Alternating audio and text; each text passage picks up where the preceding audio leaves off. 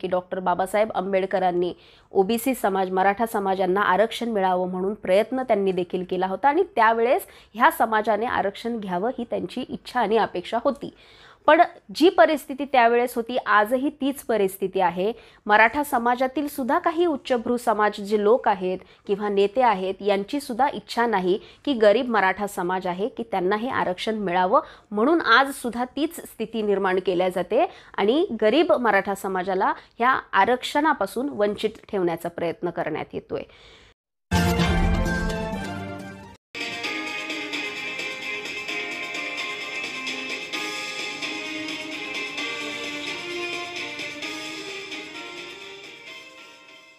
सर्वांना जय भारत। मी प्राची दुधाने। बंधू आणि भगिनींनो, आज आपण पुन्हा एकदा वैचारिक वारसा ह्या प्रबोधन सदराच्या अंतर्गत जागृती न्यूजच्या माध्यमातून तुमच्याशी पुन्हा एकदा एका विषयावरती चर्चा करण्यासाठी मी इथे आलेली आहे। मागच्या आठवड्यातला विषय आपण मराठा आरक्षणाच्या बाबत जे माननीय सर्वोच्च न्यायालयाने जो निकाल दिला होता त्याविषयी आपण चर्चा केली होती। आज आपण हाच विषय थोडासा त्याच्यावरती पुढे आपण निश्चितच चर्चा करणार आहोत। आपण मागच्या ह्या सदराला आपण जो प्रतिसाद आपण दिलात त्याबद्दल सर्वप्रथम सर्वांचे मनापासून आभार। अनेक शंका कुशंका अनेक ह्या विषयाच्या बाजूने ह्या विषयाच्या विरोधात असे अनेक प्रतिक्रिया निश्चितच आपल्या सर्वांच्या आल्या होत्या आणि मी नेहमी सांगते की कुठलाही विषय आपण घेतला चर्चेला की हा वेळ तेवढा पुरेसा खरं तर आपल्याला नसतो की तेवढ्या कालावधीमध्ये आपण त्याविषयीचं सर्वच आपण माहिती आपण त्यामध्ये आपल्याला देता येईल असं, पण आम्ही प्रयत्न करत असतो की वेळोवेळी तो विषय पुढच्या आठवड्यात सुद्धा घेऊन त्याविषयी बोलणं आपण त्याच्यावरती पूर्ण करण्याचा प्रयत्न करत असतो। आज आपण आरक्षण हा प्रमुख मुद्दा आपण घेणार आहोत। मुळात आरक्षण म्हणजे हा आदिही नसतो आणि अंतही नसतो। हा कुठल्या एका विशिष्ट जातीला किंवा एखाद्या व्यक्तीला हा दिलेला नसतो, तर हा त्या प्रवर्गाला दिलेला जो काही अधिकार आहे हा असतो। आणि आरक्षण म्हणजे ही सवलत नाहीये। आरक्षण म्हणजे एक प्रतिनिधित्व आहे की विशिष्ट एका घटकाचं किंवा विशिष्ट त्या प्रवर्गाचं आपण प्रतिनिधित्व करत असतो आणि हे प्रतिनिधित्व करत असताना आपण ह्या आरक्षणाच्या माध्यमातून जेव्हा आपण पुढे जातो तेव्हा आपल्या मागे राहिलेला आपला जो इतर घटक असतो त्यांच्या जे वंचित अजूनही त्यापासून राहिलेले आहेत तर त्या अधिकारांपर्यंत त्यांना कसं आपल्याला पुढे आणता येईल हे देखील आपलं कर्तव्य असतं। पण भारताच्या आरक्षणाचा हा जो विषय आणि मुद्दा आहे हा नेहमी एक चर्चेचा विषय तर निश्चितच झालेला आहे। त्याच्यावरती अनेक माध्यमातून डिबेटिंग सुद्धा होत आहे, पण कुठेही व्यवस्थित आणि सविस्तर चर्चा ह्या विषयावरती कधी होताना दिसत नाही। आरक्षणाचा मुद्दा निघाला की याच्यामध्ये भेदाभेद वादावादी किंवा जातीयवाद ह्या सगळ्या गोष्टींचा कुठेतरी एक विषय उफळून येतो आणि आपण आपलीच डोकी फोडण्यामध्ये आपण हा वेळ सर्व वाया घालवत असतो। आज परिस्थिती अशी आहे की शासकीय नोकऱ्या सुद्धा खुल्या नाही आहेत। शिक्षणाचं तर आपण पाहतोय की कोविडचा जी परिस्थिती आहे त्याच्यामध्ये काय परिस्थिती त्याची आहे, म्हणजे भरती सुद्धा बंद आहेत। शिक्षणाचा सगळा आपण म्हणतो की जे काही आहे की याच्यावरती मोठी मोठी धेंड फक्त ह्या शिक्षण व्यवस्था मांडून बसलेली आहेत। तर हे सगळं कुठेतरी चालू असताना आपण कशासाठी आणि कशावरती लढतोय हे सुद्धा कुठे आपल्याला विचार हा आपल्या निश्चितच डोक्यामध्ये येत नाही। कुणीतरी काहीतरी माहिती सांगतं, कुणीतरी काहीतरी बोलतं आणि आपण त्याच आधारावरती आपण पुढे वेगवेगळे मार्ग आपण धरून समाजामध्ये भेदाभेद निर्माण करून वादविवाद आपण निर्माण करून कुठेतरी जे शांतता आहे ह्या समाजामध्ये प्रस्थापित झालेली बंधुभाव आहे जो आपल्या समाजामध्ये आहे हा कुठेतरी प्रदूषित करण्याचा प्रयत्न हा निश्चितच चालू असतो। मागच्या आठवड्यामध्ये मी सर्वोच्च न्यायालयाने जो काही निर्णय मराठा आरक्षण देऊ शकत नाही आणि ते रद्द केला होता त्याबाबत आपण निश्चितच बोललो होतो, पण आज सांगताना मी हे सांगणार आहे आणि विशेष करून मराठा तरुण तरुणी आहेत किंवा मराठा समाज जो आहे, कारण मी स्वतः मराठा समाजातून येते त्याच्यामुळे माझी नैतिक सामूहिक जबाबदारी आहे की ह्या सर्वांना आधी कळकळीची विनंती करणं की आज मोठमोठे आपण मोर्चे काढूयात, आपण पुन्हा एकदा आपल्या मराठा आरक्षणासाठी लढा आपण उभारूया. ही जी कुणी लोक किंवा जे कुणी स्वतःला नेते समजणारे ही लोक जे बोलत आहेत, कृपया ह्या लोकांच्या बोलण्यामध्ये येऊ नका. कारण आत्ताची जी परिस्थिती आहे ही बाहेर आपण पाहतोय की ही फार आरोग्याच्या दृष्टिकोनातून असेल, कोविडच्या पार्श्वभूमीवरती ही फार धोकेदायक आहे. आज आपण जर एखाद्या मोर्चाच्या माध्यमातून आपण जर बाहेर पडणार असेल तर आपण आपल्याच लोकांना, आपल्याच नात्यातल्या माणसांना आपला त्यांचा जीव आपण धोक्यात घालणार आहोत. त्याच्यामुळे तूर्तता तरी ह्या सगळ्या गोष्टींचा निश्चितच कुणी विचार करू नये. लढा संपला आहे का? तर निश्चित नाही. लढा हा चालूच राहील. जो तो आपापल्या माध्यमातून आरक्षण मिळावं ह्यासाठी प्रयत्नशील आहेच, पण तोपर्यंत आपण संयम बाळगणं अत्यंत आवश्यक आहे. आपण मराठा समाज हा छत्रपती शिवरायांचा समाज आहे असं म्हणतो. आपण शिवरायांना मानतो, आपण छत्रपती संभाजी महाराजांना मानतो. ज्या वेळेस त्यांनी स्वराज्य निर्माण केलं होतं, स्वराज्य उभं केलं होतं, ह्या लढ्यामध्ये फक्त मराठा हाच छत्रपती शिवरायांचा मावळा होता असं नाही. 18 पगड जाती, 12 बलुतेदार सगळे याच्यामध्ये समाविष्ट होते आणि ह्या सगळ्यांना एकत्र घेऊन एकत्र बांधून छत्रपती शिवरायांनी स्वराज्य स्थापन केलं होतं. त्यामुळे आज छत्रपती शिवरायांचा जो विचार आहे हा आपल्याला पुढे निश्चितच आपल्याला कृतीमध्ये घेऊन जाणं हा आपल्याला बंधनकारक आहे. आणि त्याच पद्धतीतनं जे लोक स्वतःला आंबेडकरी विचारांचे म्हणतात किंवा डॉक्टर बाबासाहेब आंबेडकर यांना मानतात, त्या बांधवांना, भगिनींना, सर्वांनाच माझी ही सुद्धा विनंती आहे की आपण सुद्धा कुठेतरी संयम हा निश्चितच बाळगला पाहिजे. मला कल्पना आहे मराठा आरक्षण रद्द झाल्यानंतर पदोन्नतीच्या आरक्षणातला जो काही विषय आज समाजामध्ये चालू आहे हा सुद्धा निश्चितच दोन समाजामध्ये तेढ निर्माण करणारा आहे. पण हे का चालू आहे हे आपण समजून घेणं गरजेचं आहे. याच्या मागे जे मोठं राजकारण आहे, मी नेहमी सांगत असते की ह्या मागचं षडयंत्र समजून घेणं गरजेचं आहे. हे पुन्हा एका व्यक्तीचं किंवा एका माणसाचं हे करणं नाहीये, तर याच्या मागे एक मोठी विचारधारा उभी आहे. आणि ही विचारधारा निश्चितच ती विचारधारा आहे की ज्यांनी हजारो वर्ष आपल्या बुद्धीवरती एक त्यांनी पगडा ज्यांनी मिळवलेला आहे, गुलामगिरीमध्ये आपल्याला ज्यांनी अनेक पिढ्या त्यांनी ठेवलं होतं, आज पुन्हा कुठेतरी ते आपल्याला गुलामगिरीकडे घेऊन जाण्याचा प्रयत्न करत आहेत. आणि हे षडयंत्र त्यांचंच निश्चितच RSSच्या माध्यमातून सुरू आहे, हे समजून घेणं गरजेचं आहे. आपण मराठा आरक्षणाचा जर विचार केला तर मराठा आरक्षण मराठा समाजाला पाहिजे हे 2016 पासून पुन्हा एकदा ही मागणी फार प्रखर्षाने ही समोर आली. त्यावेळेला महाराष्ट्रामध्ये तत्कालीन जे सरकार होतं ते भाजप सरकार होतं आणि फडणवीस हे त्यावेळेसचे तत्कालीन मुख्यमंत्री होते.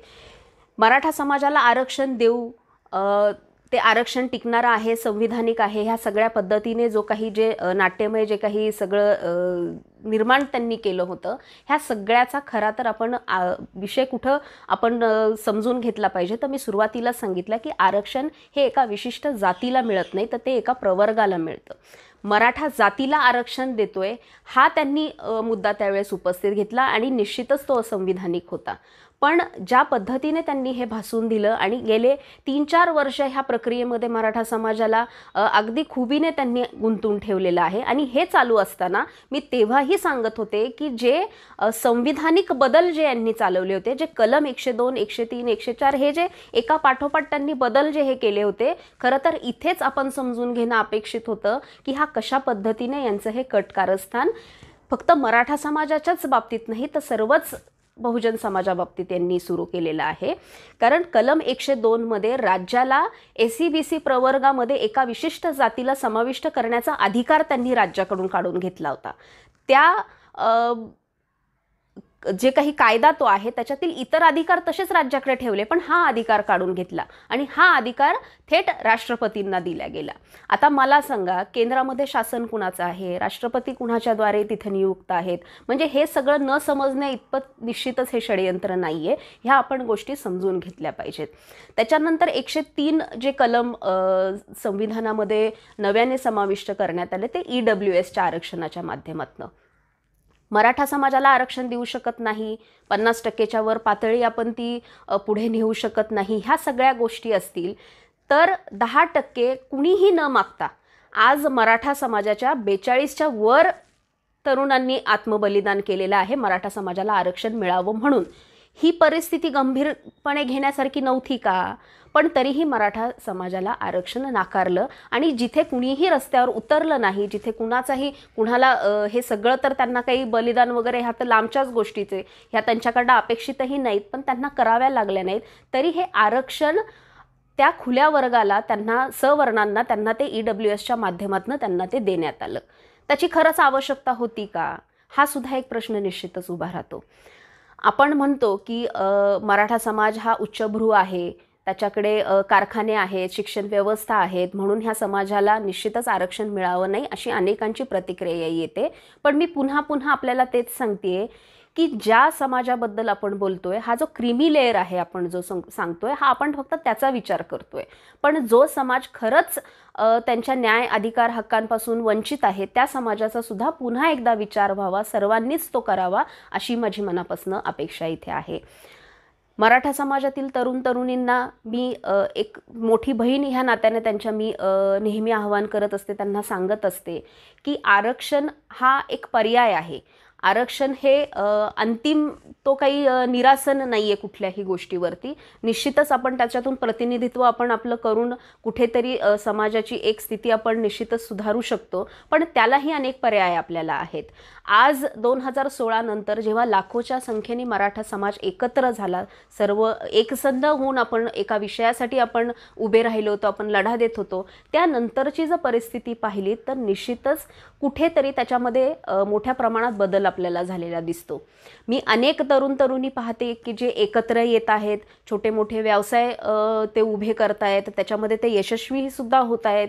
शेती हा आपला व्यवसाय नसून ती आपली ओळख आहे आणि आज शेतीच्या माध्यमातून सुद्धा अनेक तरुण आहेत की जे स्वतःचं जे काही कर्तृत्व आहे हे सिद्ध निश्चितच करतायत. तर हे मार्ग आपल्यासाठी संपलेले नाही आहेत. आरक्षणासाठी जे लढतायत ते निश्चितच लढा देतील. आपण सर्वांनी त्यांना साथ द्यायची आहे हे सुद्धा निश्चितच आहे. याही पलीकडे जाऊन काही कायद्याची ज्यांना माहिती आहे किंवा जे कायदेतज्ञ तरुण तरुणी आहेत त्यांनी जर एक गट स्थापन करून त्यांनी जर मराठा आरक्षणाबाबतीत आणि इतर सर्वच आरक्षणाबाबतीत जर अभ्यास करून खरा जो काही विषय हा आरक्षणाचा आहे हा जर समाजासमोर त्यांना जर ठेवता आला तर मी त्यांची निश्चितच मनापासून आभारी राहील. कारण आभासी एक जग निर्माण केलेलं आहे आरक्षणाच्या बाबतीत. एक राजकीय मुद्दा आरक्षण हा केलेला आहे.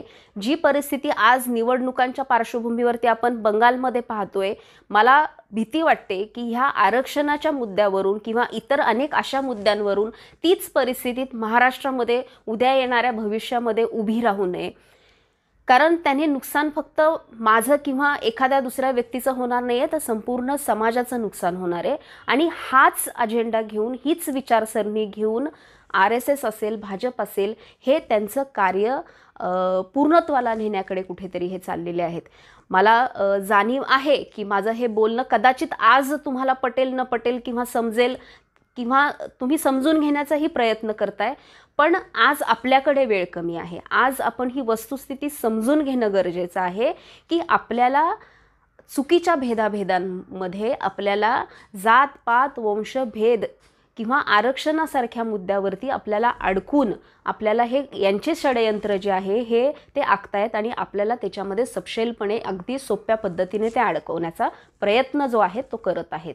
तर आज आपलं जर काही ध्येय असेल तर संपूर्ण सगळ्याच समाजाला माझं सांगणं आहे की आपण संयम बाळगणं गरजेचं आहे.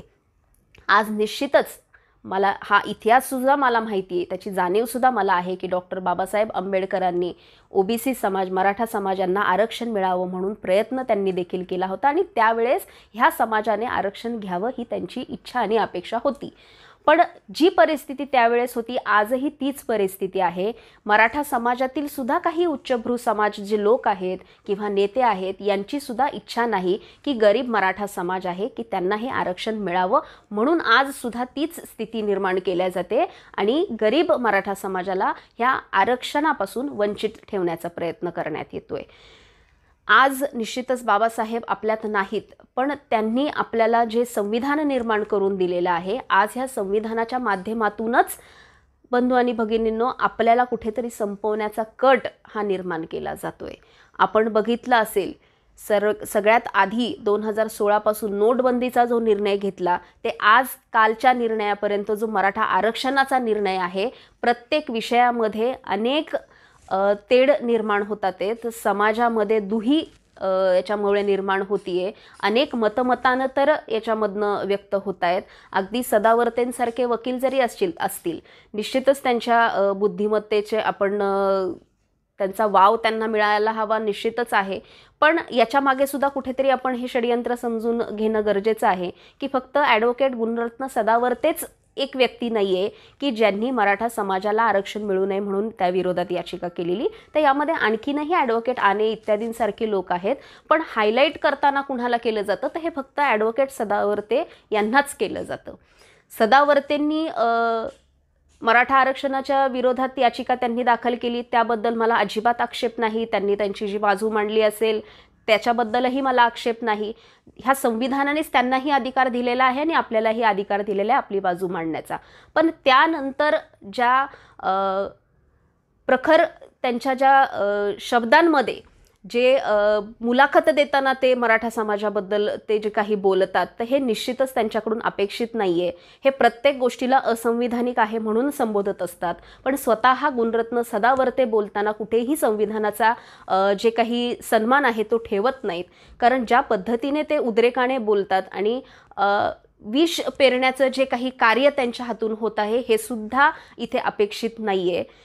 मला ही सुद्धा कल्पना आहे की अनेकांना गुणरत्न सदावर्ते हे फार मोठी व्यक्ती वाटते, पण लोकांनी सुद्धा प्रतिक्रिया देताना भान थोडंसं आपलं राखलं पाहिजे.